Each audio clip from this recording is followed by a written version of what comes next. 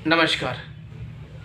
राहु और केतु का एक महत्वपूर्ण गोचर वैसे तो 18 मई 2025 को ही हो गया था, परंतु इसका जो पूर्ण प्रभाव है वो 29 मई 2025 से देखने को मिल रहा है।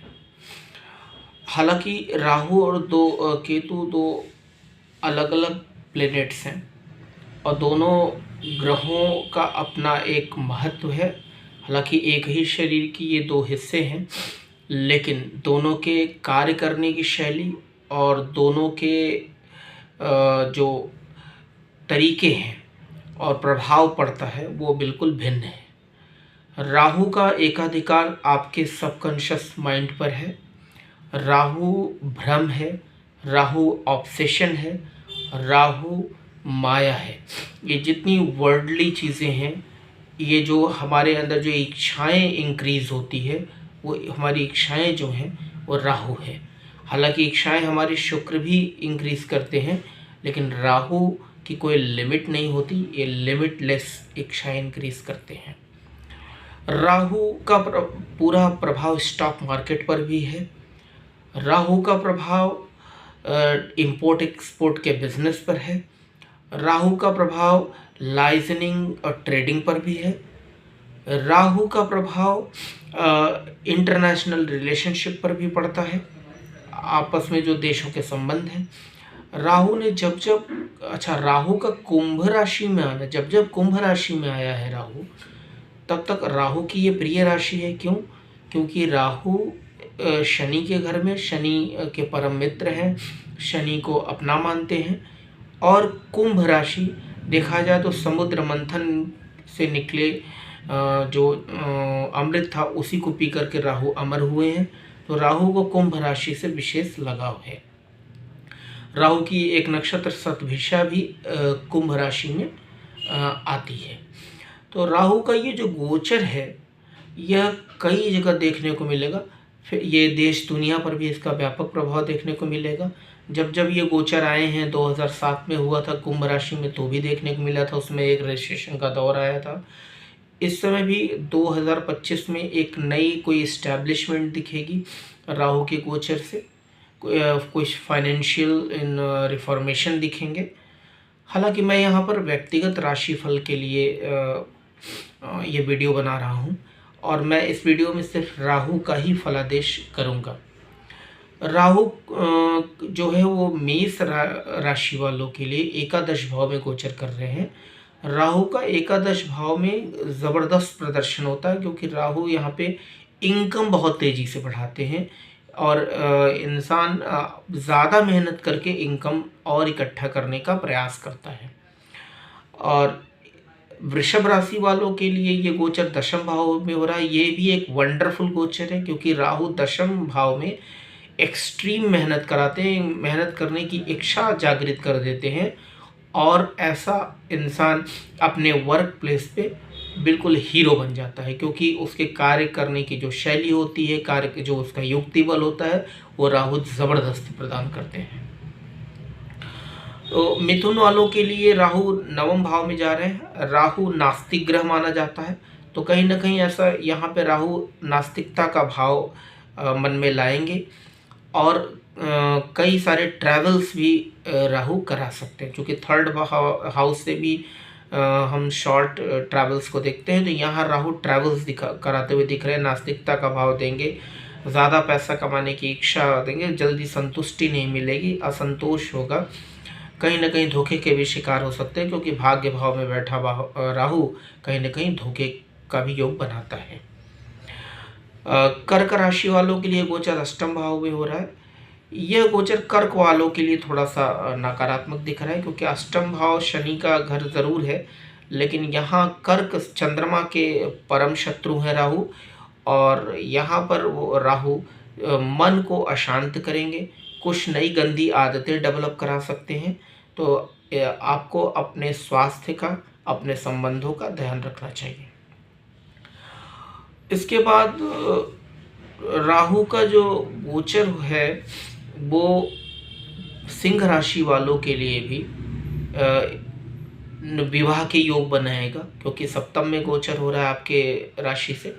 तो विवाह, राहु हालांकि विवाह तुड़वाने का भी कारक है, लेकिन शनि के घर में ये विवाह के योग भी बनाएंगे और अचानक से विवाह करा देंगे। और राहु जैसा कि ऑब्सेशन है, कोई चीज़ अगर पसंद आ गई तो हम उसके लिए शीघ्रता भी करते हैं कि शीघ्र अतिशीघ्र। तो यहाँ राहु कहीं ना कहीं विवाह के भी योग बनाते दिख रहे हैं।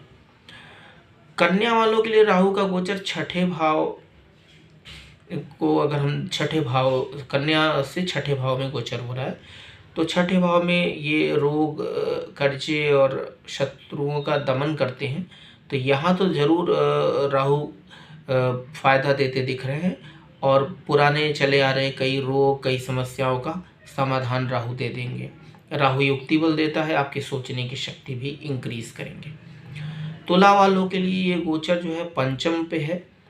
तो राहु का जो पांचवें भाव पे गोचर है, ये थोड़ा संतान को कष्ट देने वाला हो सकता है। जिन लोगों की संतान पढ़ रही है, उनको संतान के शिक्षा प्रतियोगिता में उनको बाधाएं महसूस हो सकती। हालांकि स्वयं के लिए यह राहु का गोचर धन दिलाने वाला होगा। स्वयं का गोचर राहु के लिए विद्या को बढ़ाने वाला होगा, क्योंकि राहु पर बृहस्पति की दृष्टि भी पड़ रही है, मिथुन राशि से नवम दृष्टि पड़ रही है।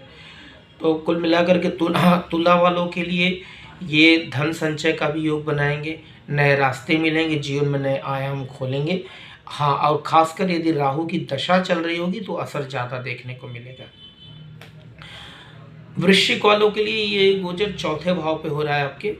यहाँ राहु थोड़ा सा भ्रम पैदा करते हैं, धोखे का योग बनाते हैं। हालांकि सुख संपत्ति में वृद्धि करेंगे, आप उसके लिए लालायित भी रहेंगे और उसके लिए प्रयास करेंगे, और इसी लालच में, इसी प्रयास में आपको कहीं ना कहीं आप धोखे का शिकार हो सकते हैं। धनु वालों के लिए गोचर तीसरे भाव में है। ये यहाँ पर थोड़ा सा आपके पराक्रम में कमी लाएंगे। राहु उलझन पैदा करते हैं, इरिटेट कर सकते हैं, आप छोटी छोटी बातों पे गुस्सा कर सकते हैं, संबंधों को खराब कर सकते हैं, नास्तिकता का भाव भी आपके अंदर भर सकते हैं।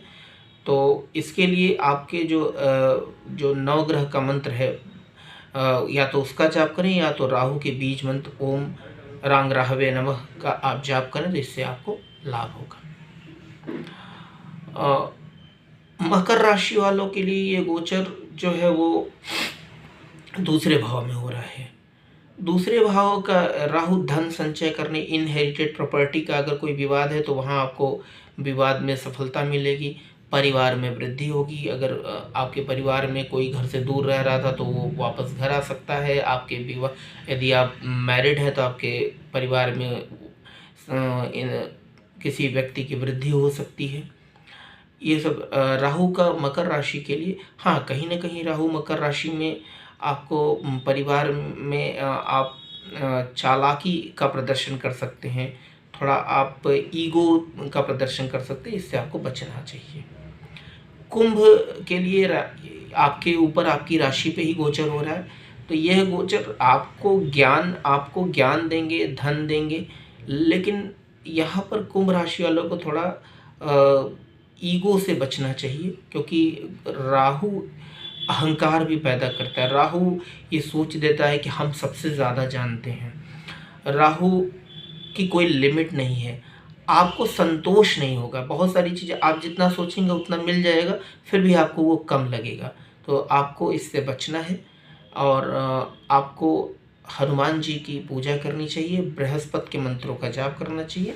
राहु जो अहंकार है, इससे आप राहु के अहंकार, राहु के दिए ईगो, राहु के दिए घमंड से बचे रहेंगे। मीन राशि वालों के लिए ये गोचर उनके द्वादश भाव में हो रहा है। द्वादश भाव में राहु मिक्स्ड रिजल्ट देते हैं। विदेश यात्रा के भी योग बना देते हैं, विदेश से धनागमन के भी योग बना देते हैं, लेकिन आपका सबकॉन्शियस माइंड भ्रम का शिकार हो सकता है। राहु एक भ्रम है। राहु मैंने शुरू में कहा कि राहु एक ऑब्सेशन, एक माया है। आपको जो दिखता है वो है नहीं, और जो है नहीं वो दिखेगा। तो राहु यहाँ आपको सबकॉन्शियसली आपको भ्रम पैदा कर सकता है। जैसे कोई छाया दिख रही तो आपको भूत समझ में आ सकता है। राहु आपके मन और मस्तिष्क पे इस तरह हावी हो जाएगा कि आपको ऐसा महसूस होगा, आपको आपकी नींद कम हो सकती है, आप कम निद्रा अनिद्रा के शिकार हो सकते हैं। तो ऐसे ही आपको थोड़ा मेडिटेशन करना चाहिए, भगवान शिव की आराधना करनी चाहिए। राहु का जो परमानेंट इलाज हो भगवान शंकर की स्तुति में है। भगवान शंकर की स्तुति कीजिए, पूजा कीजिए, उससे राहु काफ़ी हद तक कंट्रोल रहेंगे, शांत रहेंगे।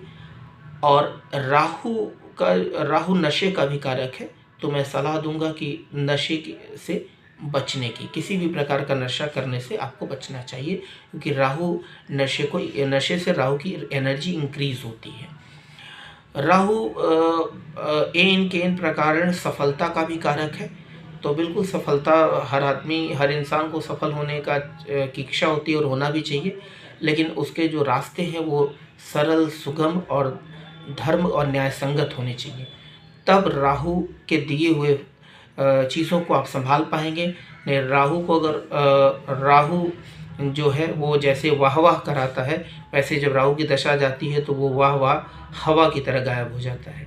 इसलिए धैर्य के साथ, चूँकि शनि के घर में आ रहे हैं तो शनि पूजनीय है, शनि का भी ध्यान कीजिए, हनुमान जी की पूजा कीजिए, तो राहु मनमानी नहीं कर पाएंगे। वैसे मेरी मंगल कामना है कि ये राहु का गोचर हम सबके लिए, आपके लिए शुभकारी हो, मंगलकारी हो, सबके मन मस्तिष्क में अच्छी बात आए, सबका कल्याण हो।